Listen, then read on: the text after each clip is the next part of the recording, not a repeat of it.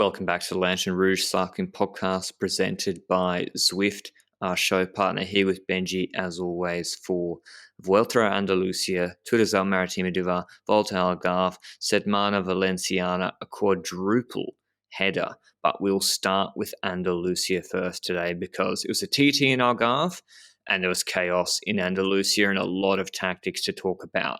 As I said yesterday, the profile was reversed. They start with a 7K, 9% climb, and then it's medium mountain all after that in this 170K stage. And I've got word, Benji. Apparently, Bora paced the early slopes and then trying to set Kemna up, I think. And then GC riders just started attacking. Live coverage starts, 56Ks to go. Your boy Kovi's behind with Trentin and Polonce 2 minutes back. And at that moment, we knew he was done. Yeah, quite certainly. I was following the initial action already on live tickers on the internet, and they were saying that people were trying to attack. Initially, a breakaway of Van Avermaet, Van der Hoorn, Hedegaards. So Hedegaards trying it again after his stage went on stage one. And like you said, Bora tried to take over and try to do something. And then when they came to the top of the climb, we had a group of 15 that was gone, and it did not include Kovi nor any Bora or UAE riders. So those were certainly the teams that missed out on this one. And obviously, UAE is going to wait with their leader in the second group if he drops Kovi, because they're not going to keep Trentin in a front group and let Kovi drop off the back and just let him float for himself in a second group. So obviously, they were trying to pace there. But yeah, the teams in the front group also had multiple riders, and that included Lopez, which for Astana had teammates. Well, teammates, we'll talk about that later. Lutsenko, Tejada, and then next to that also Sosa, Narvaez,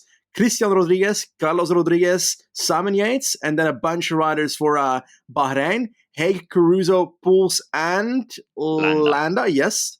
And Van Zevenand was also in that group, O'Connor, Cepeda, and that is the list. Yes. So certainly Bahrain and Astana are the strongest teams in that front group with other solo riders involved. And to be honest, it kind of stayed like that for a bit. The gap kept opening up, 2 minutes, 2 minutes and a half, 3 minutes. Kohi was done for. We knew it was gone because, let's be honest, Astana is going to keep pacing at the front. Bahrain is going to keep pacing at the front. That was at least what we were expecting. And that happened on the last bigger climb in the stage as well, which is not the last hill in the race, because there's like this smaller hill after the last big climb.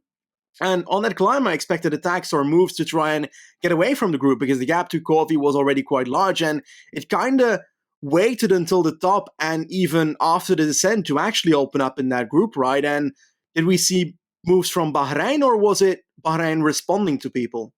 Well, GC-wise, Lopez came into the stage. Kovi was dead behind. They made sure they just rode together, unison status quo, got rid of Kovi. Lopez then virtual GC leader.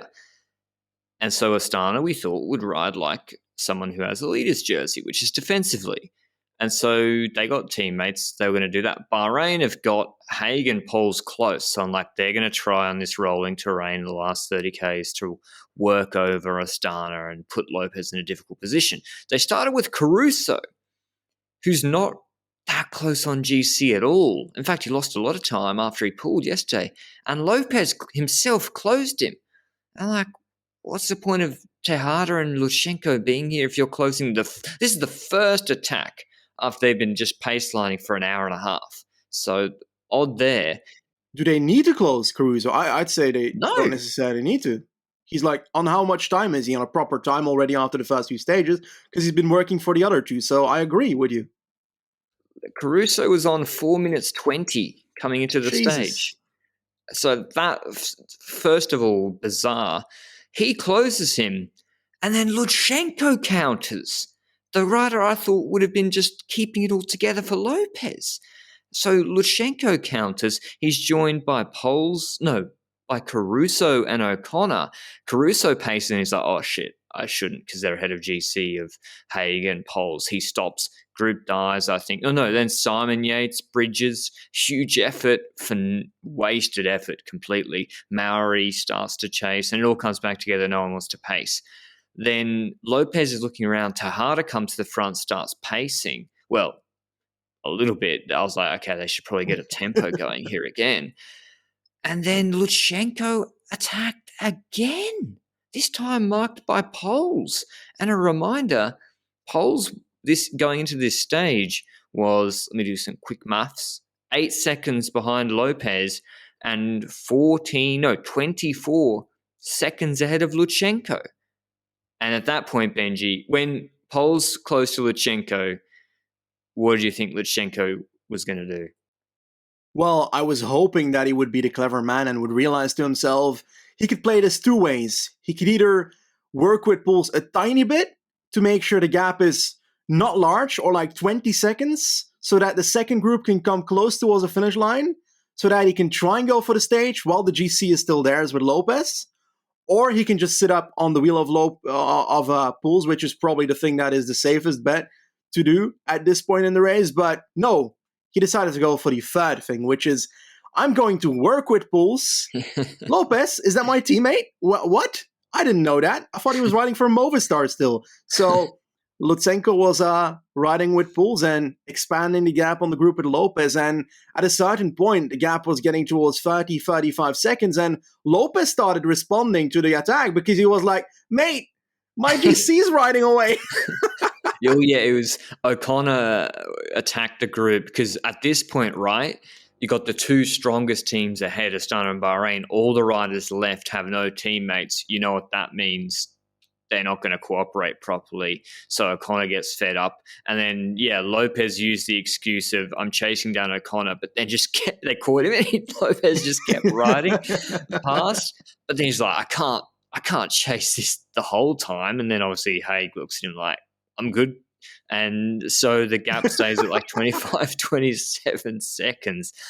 Unbelievable scenes. We broke it down already on the website lanternrouge.com.au with all the moves. It's pretty funny when you see it set out like that. But in the end, the group was dysfunctional behind. I went back and looked. Lutsenko, I was like, as Benji said, okay, if he's giving him 10% of the turns just to keep Poels happy, it's not so bad. It looked more like 50-50 to me, the turns he was giving Poels. Yes. And we've seen this from Lutsenko before with Louis Vestre in Bingo Bongo Tour, Eneco Tour. Brugge de Panne, I think. Oh, sorry. I think when Brugge de Panne was still a 3-day stage race. Yeah. And was it against Christoph where they were doing something? They were rolling each other, and then Christoph obliterated both of them. No, so there was some short hills. Perfect. And Vestre and Lutsenko are way better on the hills than Christoph. And Lutsenko just refused to pace or attack and waited for a sprint, and Christoph just destroyed them. So good. Anyway, similar here today. They get into the finale, and Wout Poels sneaky fast. If you remember the KOM sprints in the Tour de France last year against Van Aert and Woods, sneaky fast. Like, he doesn't look fast, but he won Liège, and anyway, but he'd been pulling a fair bit. Lutsenko gets into his draft. They cat and mouse a little bit. They probably lost about 6 or 7 seconds in the last kilometre, and Poels opens up super early, and this is what Lutsenko comes out of his draft also early and just sits down. Can't even really get level with Poels' hip, and Poels takes the stage and the jersey over Miguel Angel Lopez. I think now 10 seconds ahead of him. There's no bonus seconds here. And that's what Benji was saying. Like, if Lutsenko just doesn't pull, like, if he just does 1 or 2 or very little, then what's the gap, Benji? Like 5 seconds or something. Exactly. But even if he doesn't go to the front in the last 3 kilometers, exactly, it would also be 5 seconds. So if he would have made that decision instead of working with Poels, still in the last 3 kilometers, which is the insane aspect here, because working with Poels in the last 3 kilometers reduces your chance of beating Poels at the finish line. Yeah, exactly. And next to that, it's keeping the gap big enough so that he takes the yellow jersey or the leader jersey over your teammate in the group behind. But hey, I guess Lutsenko decided otherwise. He wanted the victory. He wanted Poels in the leader jersey.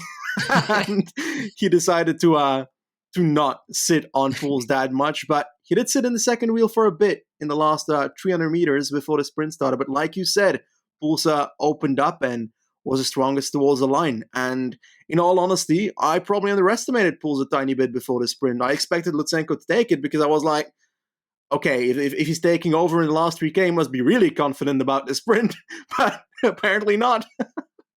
It's Paul's first win in, I think, nearly 3 years. He was Dauphiné? he won in, Dauphiné Stage 7. Remember, Bahrain announced that he was gone, that he was basically maybe retiring, and then they gave him an extension 3 days later. Not the best comms there at the end of last year, and he's Yeah. won. He's won a big stage, and he's now in the leader's jersey. A masterclass from Bahrain on this stage. Pole's winning the stage ahead of Lushenko. The group behind, 18 seconds behind. The new GC, Paul Covey, is gone. Pole's 10 seconds ahead of Lopez. Christian Rodriguez. We're going to have to give it back to him. He's Rodriguez now. Because he's third. He rode for Rodriguez's. Third. Yeah, exactly. And in all honesty, it's fun to see riders like this pop up again. I remember him in his Caja Rural days when I liked him a lot. And now that he's at Total, it's kind of a different dynamic because he's not the kind of rider that shows up in the Vuelta anymore in that sense where he goes in breakaways, while at Caja he did that. And now we see him in a bit of a GC role in this race, and it's possible because there's no time trial. I think his time trial is pretty shit, and he's doing pretty great in that. He's technically beating Carlos Rodriguez by 0 seconds. I don't know what the tiebreaker is, but I think it's positions in the stages combined that they already rode. So I was talking to Haig about this, Benji. Serves me right. The 3 on the 12 seconds with him, Haig, Sosa and Rodriguez, I think, lose the tiebreaker because of the 3 kilometer rule. They got given the same time, but they don't get the positions. So Rodriguez gets ahead of them because of the crash in the Sheffield stage. Even though I think Haig finished ahead of Rodriguez in the uphill punchy stages. So we'll see what happens tomorrow. It's too much maths for my brain. I'm not going into the rules for third on Andalucia. To be honest, in all honesty, if you can't win by more than 0 seconds, then you have to be happy with how the tiebreaker turns out in my eyes. I guess. But tomorrow, there's a funny tweet as well, which we'll get to. The Lopez drama is not over. But before we get to that, a word in our show partner, Zwift. We've mainly been riding the flat roads on LRCP Group Rise next week, Tuesday, 6 p.m. London or UK time, 7 p.m. European time. We're riding the New York 6-train course in the same world that will be the world used in the UCI Esports Worlds, but a little bit flatter, I think. So make sure you join us next Tuesday. We have the link down below. Also next weekend is the Rapha Rising event, starting 3 stages over 3 days, covering Zwift's tallest peaks. Head to Zwift.com for your 7-day free trial and to sign up to the Rapha Rising event now. Twitter drama, Benji, our favorite. Lopez puts up a tweet. Well, I say Lopez, someone controlling Lopez's account, because I think he was still on the bike at this point, puts up a tweet saying, "What a great day for Astana." And then it gets deleted. Like, what do you think's being said on the bus? I think Lopez can't be happy with how today turns out. It's the second time in 5 months that he's riding for a team that in a stage basically backstabs him when it comes to GC. And I think today it's once again happening. Sure, it's a different situation. This time around, Astana quite literally bottle it when it comes to his lead. It's not over yet. There's still a day to fix it. But it's going to have hindered the morals a tiny bit, I would say, today. Yeah, I don't think he's too happy. And tomorrow's stage it provides some opportunities, but it's not the hardest one I've ever seen. It's 147 Ks. Yes, there's some medium mountains to start, as well as, again, there's like a 2.6K, 8% climb in the middle. The final climb, 6.4 Ks, 5.6%. Lopez is the strongest uphill here this week, but he's going to need his team to pace. He can't just dance away from Landa Caruso, Poles, Haig on a 5% gradient 15-minute climb.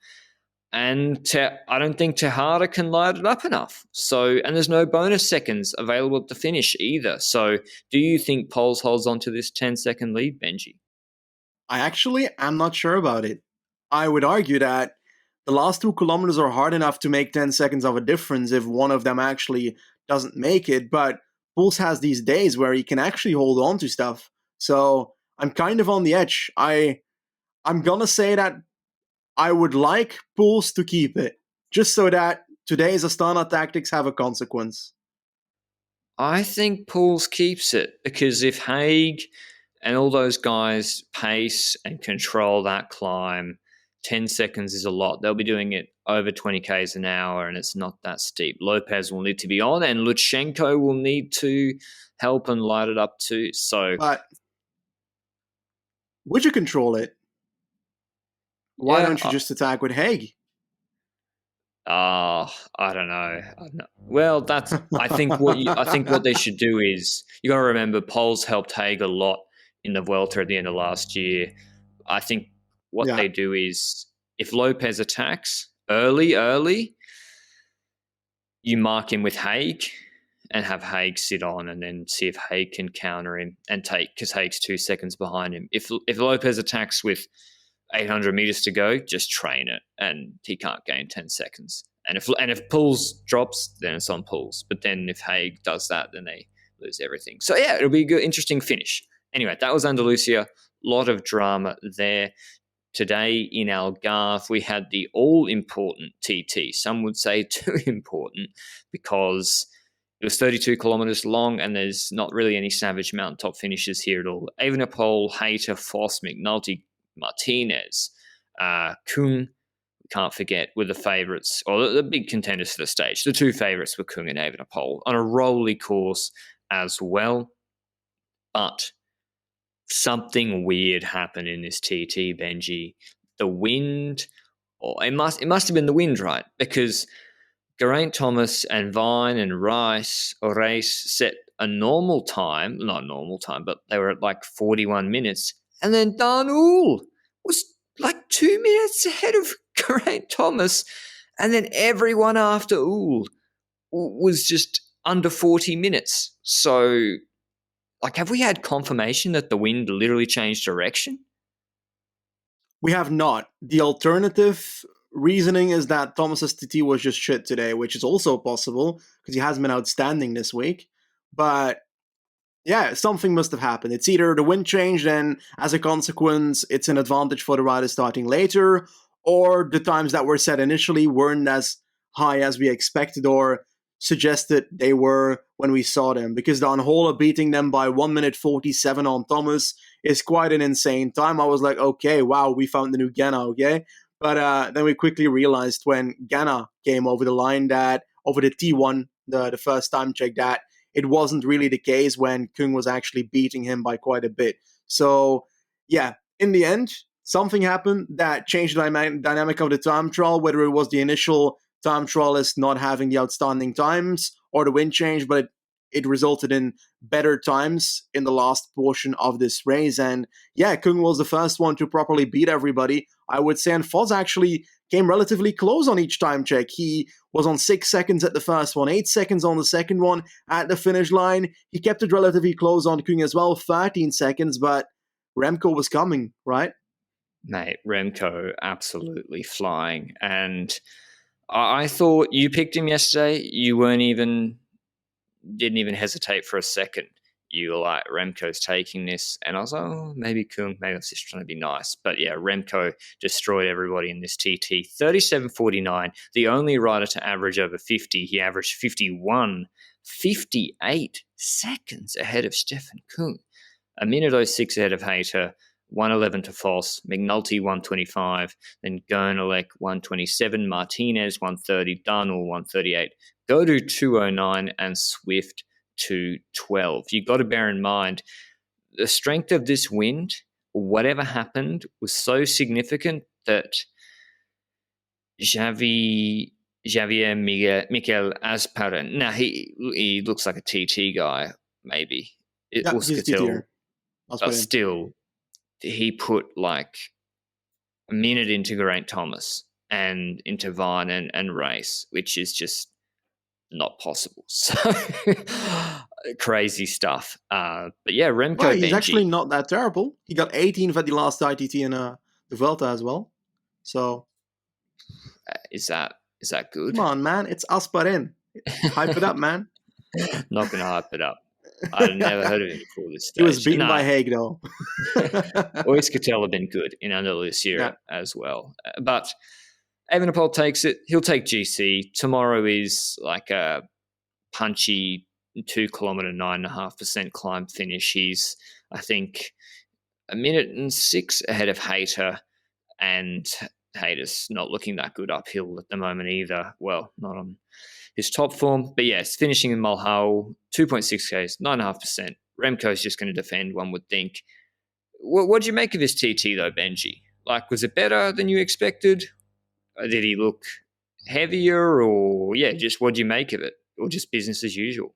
The difference was bigger than I expected. But when Hayter was interviewed after the race, he was like, I was expecting him to be that much higher than me because I felt really slow on the climb, for example. So perhaps it's just Kung that's somewhat underperforming here as well, combined with the overperformance of Remco Evenepoel here. Sure, Kung was looking great on the climbing aspect, but perhaps his time trial wasn't his best time trial here. I felt so bad when we saw Evenepoel pass the second time check, and Evenepoel was like, was it 51 seconds ahead of Kung? And then Kung's interview of like a few seconds before that happened shows up on TV that says, well, I hope my time's good enough to win this time trial. Who's going to tell him? Felt so bad. Remember, like poor Kung last year when Pogacar beat him in the TT, he just gets followed around by these huge performances.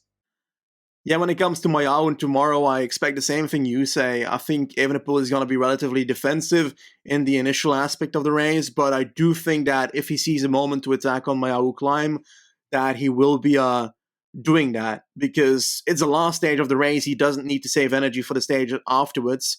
Yes, there's races that come after this race, but might as well try and win another stage if possible. Now, when it comes to that finish, I don't really see it as the perfect finish for Evenepoel, though, because like 2.6k, 9.5%, I'd argue he's not the punchiest of the people in this peloton. I think Godou is the favourite. Godou, Higuita, they're sort of riders I'd be expecting to take it out, but GC's gone for Godou now. But yeah, maybe Kung will try and hold on probably to a top 10. Yeah. But yeah, Evenepoel's wrapped up GC at Algarve. I'm saying Pidcock wins. Really? Yeah. Pidcock or Hayter? I'd like to see Pidcock go for it. I never know which one they're going to go for. Anyway, that was Algarve. At Tour des Alpes Maritimes du Var, there was the Col d'Ez climb, not the same one Quintana destroyed everyone on in 2020, but from a different direction. But it was like 8Ks to crest from the finish. Quintana duly attacked after Lotto had paced for Ewan, who got dropped. Guillaume Martin tried to bridge to Quintana. Quintana dropped him, and Wellens paced himself well, catching Quintana in the false flat or the downhill run into the finish, and then beating him in the sprint, looking like he'll take out GC there as well. He's level on time with Quintana. They got a 26-second buffer on Madouas, and tomorrow, yeah, again, not that much in the parkour for Quintana to really do anything. It suits Wellens even more than him properly. In Valenciana, though, Benji, we did have proper mountains. Yes, certainly. We had the proper mountain stage today on the Vista Bella del Maestrat. A bit of a two-staircase climb where you've got one climb, a small descent, and another climb towards the line. A fairly long climb, and we saw the initial part of that really being controlled by the peloton, really. And it happened as predicted, and as everyone could predict. Annemiek van Vleuten hammered it at a certain point, and then she was gone. And the only person staying within a solid margin of her in the initial part of the attack was Cecilie Uttrup-Ludwig. And then we had, I think, Marta Cavalli with Mavi Garcia in the group behind there. I didn't see whether Ludwig was able to stay with Van Vleuten or not for a tiny bit, or whether she tried to hang on again like in Norway, because the footage cut out so much that this was a maze to follow this race. But in the end, Van Vleuten won with a minute 07 on Ludwig. Cavalli in third, so a second rider for FDJ, 151 down. and Brown in 4th, 2:27 down. So 3 FDJ riders in 2, 3, and 4. Mavi Garcia in 5th, and in general, that means that Van Vleuten is fast in GC by a mile, and it's likely not going to be changing with the stage that's upcoming because it's got like one hill and a flat finish. So on paper, it could result in people attacking or another sprint to finish off this race. Van Vleuten is what I think she'll do in the Tour de France Femme when they hit the proper mountains, and really no one can do anything about it. But an interesting quadruple header. Tomorrow we have, I think, 5 races with the UAE Tour, our first World Tour race of the year, starting. Unbelievably busy schedule in February. It's actually easier during this year on the Tour de France, which is one race to focus on at a time. Hope you enjoyed the recap. See you all on Zwift on the group ride on Tuesday evening. Ciao.